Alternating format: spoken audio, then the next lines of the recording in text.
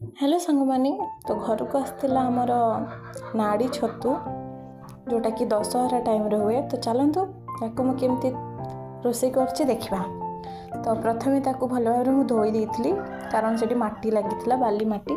तो तापरे ताको काटिदेली छोट छोट। तापरे गोटे पानी पात्र आनिकी से हलदी देकी ताको भल भाव में बुड़ेदेली। तापरे ताको 5 मिनट छाड़देली कारण छतुरे टिके बैक्टेरिया थाए। तापरे ताको मु हलदी पानी रू काढ़ी आ गोटे जगह रखीदेली।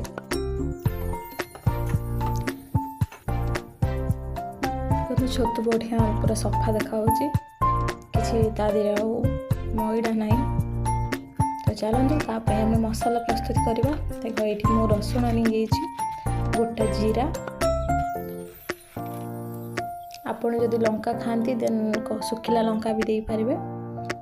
तो होगा चलते गैस को लगेगा आउ तैयारी करवा आमर मसाला छतु करी।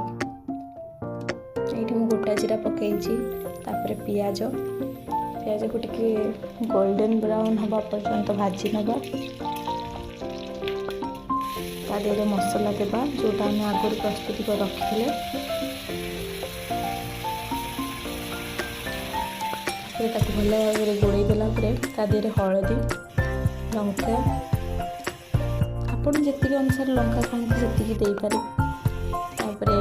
मीट मसाला ये मुझे जीरा गोटा जीरा बाटी थी तो से जीरा गुंड देनी और किसी लुण देके आम भल भाव में गोड़े ना।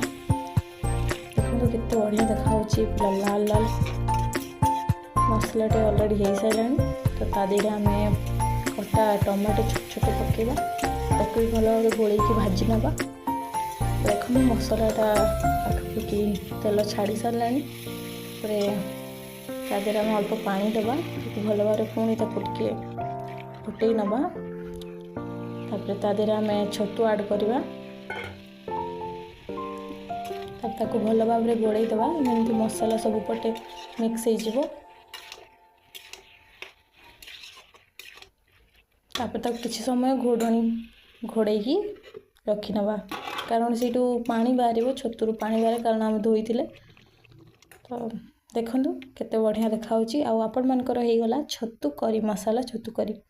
आपण मान भी खातु। जय जगन्नाथ।